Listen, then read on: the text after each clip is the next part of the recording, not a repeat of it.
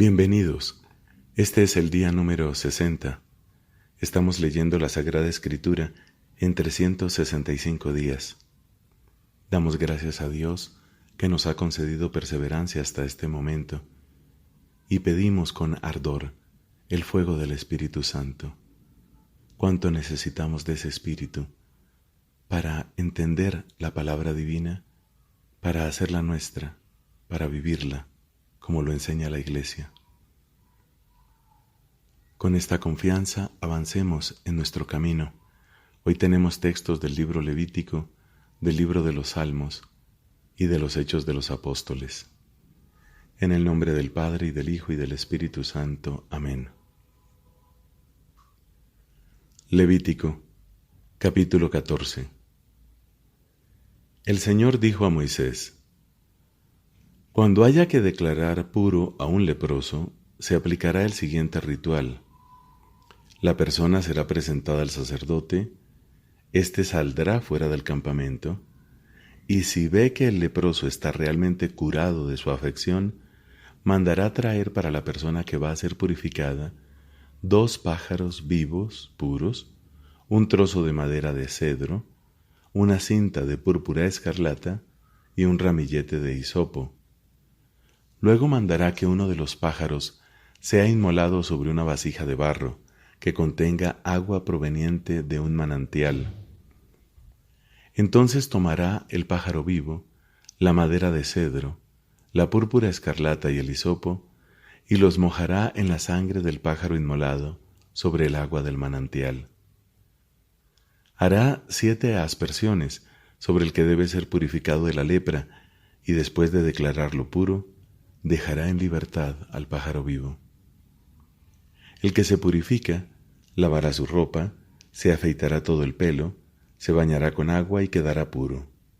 Después de esto podrá entrar en el campamento, pero tendrá que permanecer 7 días fuera de su carpa. Al 7º día se afeitará todo el pelo, el cabello, la barba, las cejas y todo el resto del pelo, volverá a lavar su ropa, bañará su cuerpo con agua y quedará puro. Al 8º día tomará 3 corderos, 2 machos sin defecto y una hembra de 1 año sin defecto, traerá 3/10 partes de una medida de harina de la mejor calidad, amasada con aceite, y un poco más de medio litro de aceite. El sacerdote que realiza la purificación ubicará a la persona que se purifica, junto con sus ofrendas, a la entrada de la carpa del encuentro delante del Señor. Luego tomará uno de los corderos para ofrecerlo junto con el aceite, en sacrificio de reparación, y hará con ellos el gesto de presentación delante del Señor. Inmolará el cordero en el lugar sagrado, donde se inmolan las víctimas del sacrificio por el pecado y del holocausto, y esta víctima de reparación, como la del sacrificio por el pecado, será para el sacerdote. Es una cosa santísima. Luego el sacerdote tomará sangre de la víctima de reparación y la pondrá sobre el lóbulo de la oreja derecha del que se purifica, sobre el pulgar de su mano derecha y el pulgar de su pie derecho.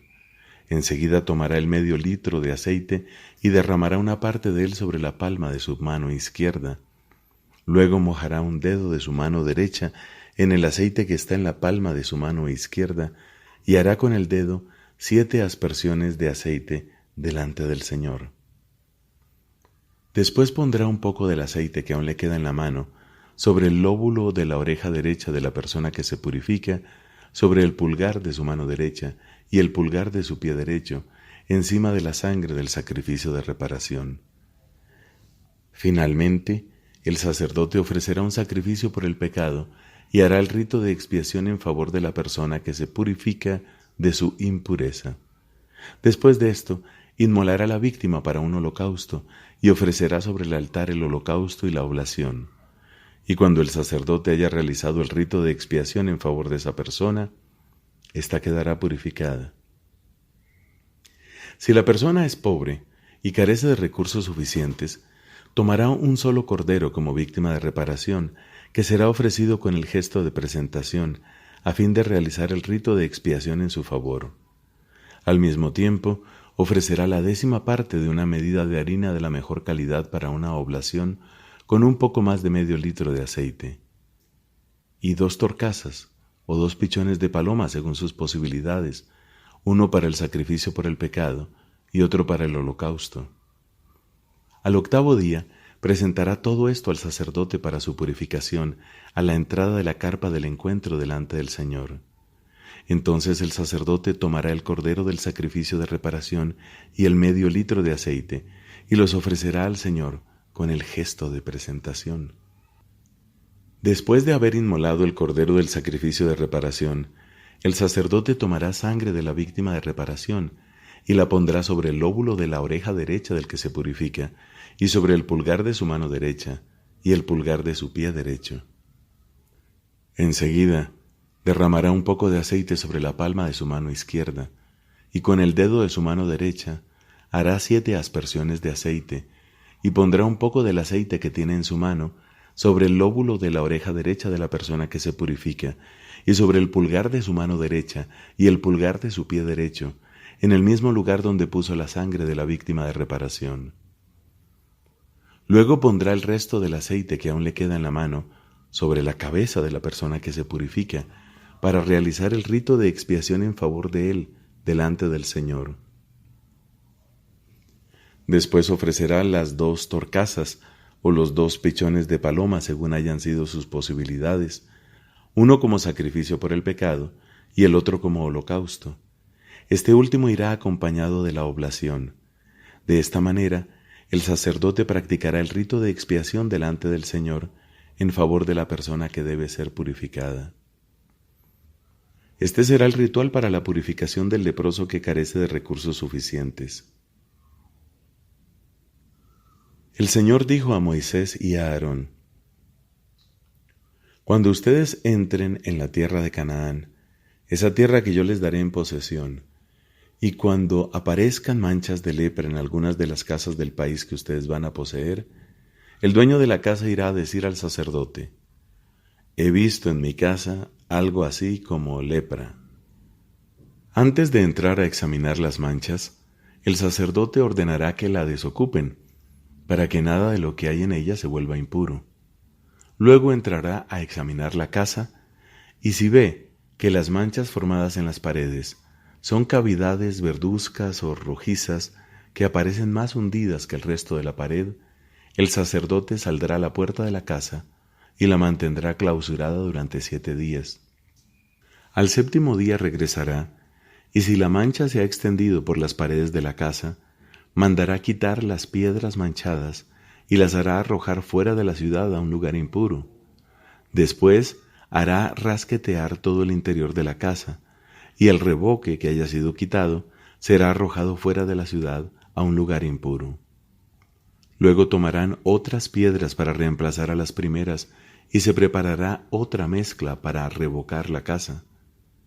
Pero si después de haber quitado las piedras y de haber rasqueteado y revocado la casa, la mancha vuelve a aparecer, el sacerdote entrará para someterla a un nuevo examen, y si la mancha se ha extendido por la casa, entonces se trata de lepra maligna, la casa es impura. Esta será derribada, y sus piedras, su madera y todo el material serán llevados fuera de la ciudad a un lugar impuro. El que entró en la casa mientras estuvo clausurada será impuro hasta la tarde. El que durmió en la casa deberá lavar su ropa, y lo mismo hará el que comió en ella. Pero si el sacerdote, al examinar la mancha, ve que ésta no se ha extendido por la casa después que fue revocada de nuevo, tendrá que declararla pura, porque la mancha ha desaparecido. Luego tomará 2 pájaros, un trozo de madera de cedro, una cinta de púrpura escarlata y un ramillete de hisopo para eliminar el pecado de la casa. Primero inmolará uno de los pájaros sobre una vasija de barro que contenga agua proveniente de un manantial. Después tomará la madera de cedro, el hisopo, la púrpura escarlata y el pájaro vivo. Los sumergirá en la sangre del pájaro inmolado y en el agua del manantial, y hará 7 aspersiones sobre la casa. Y una vez eliminado el pecado de la casa con la sangre del pájaro, con el agua del manantial, con el pájaro vivo, con la madera de cedro, con el hisopo y con la púrpura escarlata, dejará en libertad al pájaro vivo, fuera de la ciudad en pleno campo. Así realizará el rito de expiación por la casa, y ésta quedará purificada. Este es el ritual concerniente a toda clase de lepra: la tiña, la lepra de la ropa y de las casas, la hinchazón, la erupción y las manchas lustrosas. Así se podrá determinar cuándo se es puro y cuándo impuro. Este es el ritual concerniente a la lepra. Palabra de Dios. Te alabamos, Señor. Salmo número 62. Del maestro de coro, al estilo de Yedutún. Salmo de David. Solo en Dios descansa mi alma, de Él viene mi salvación. Solo Él es mi roca salvadora, Él es mi baluarte, nunca vacilaré. ¿Hasta cuándo se ensañarán con un hombre para derribarlo entre todos, como si fuera un muro inclinado o un cerco que está por derrumbarse? Solo piensan en menoscabar mi dignidad y se complacen en la mentira. Bendicen con la boca y maldicen con el corazón. Solo en Dios descansa mi alma, de Él me viene la esperanza. Solo Él es mi roca salvadora, Él es mi baluarte, nunca vacilaré. Mi salvación y mi gloria están en Dios. Él es mi roca firme. En Dios está mi refugio. Confíen en Dios constantemente ustedes que son su pueblo. Desahoguen en Él su corazón, porque Dios es nuestro refugio. Los hombres no son más que un soplo. Los poderosos son solo una ficción. Puestos todos juntos en una balanza, pesarían menos que el viento. No se fíen de la violencia, ni se ilusionen con lo robado. Aunque se acrecienten las riquezas, no pongan el corazón en ellas. Dios ha dicho una cosa, dos cosas yo escuché: que el poder pertenece a Dios, y a ti, Señor, la misericordia, porque tú retribuyes a cada uno según sus acciones. Padre, te da gloria a tu Hijo en el Espíritu Santo, como era en el principio, ahora y siempre, por los siglos de los siglos. Amén.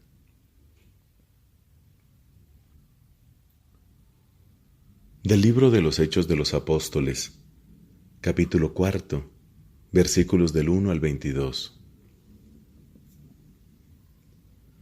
Mientras los apóstoles hablaban al pueblo, se presentaron ante ellos los sacerdotes, el jefe de los guardias del templo y los saduceos, irritados de que predicaran y anunciaran al pueblo la resurrección de los muertos, cumplida en la persona de Jesús.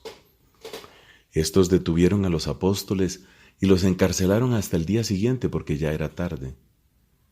Muchos de los que habían escuchado la palabra abrazaron la fe, y así el número de creyentes, contando solo los hombres, se elevó a unos 5,000.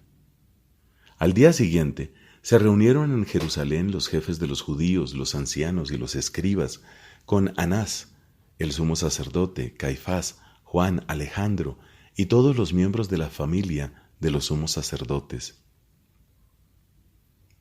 Hicieron comparecer a los apóstoles y los interrogaron: ¿con qué poder o en nombre de quién ustedes hicieron eso? Pedro, lleno del Espíritu Santo, dijo: Jefes del pueblo y ancianos, ya que hoy se nos pide cuenta del bien que hicimos a un enfermo y de cómo fue curado, sepan ustedes y todo el pueblo de Israel, este hombre está aquí sano delante de ustedes por el nombre de nuestro Señor Jesucristo de Nazaret, al que ustedes crucificaron y Dios resucitó de entre los muertos. Él es la piedra que ustedes los constructores han rechazado y ha llegado a ser la piedra angular, porque no existe bajo el cielo otro nombre dado a los hombres por el cual podamos alcanzar la salvación. Los miembros del Sanedrín estaban asombrados de la seguridad con que Pedro y Juan hablaban, a pesar de ser personas poco instruidas y sin cultura. Reconocieron que eran los que habían acompañado a Jesús, pero no podían replicarles nada porque el hombre que había sido curado estaba de pie al lado de ellos. Entonces les ordenaron salir del Sanedrín y comenzaron a deliberar diciendo: ¿qué haremos con estos hombres? Porque no podemos negar que han realizado un signo bien patente, que es notorio para todos los habitantes de Jerusalén. A fin de evitar que la cosa se divulgue más entre el pueblo, debemos amenazarlos para que de ahora en adelante no hablen de ese nombre. Los llamaron y les prohibieron terminantemente que dijeran una sola palabra o enseñaran en el nombre de Jesús. Pedro y Juan les respondieron: juzguen si está bien a los ojos del Señor que les obedezcamos a ustedes antes que a Dios. Nosotros no podemos callar lo que hemos visto y oído. Después de amenazarlos nuevamente, los dejaron en libertad, ya que no sabían cómo castigarlos, por temor al pueblo que alababa a Dios al ver lo que había sucedido. El hombre milagrosamente curado tenía más de 40 años. Palabra de Dios. Te alabamos, Señor.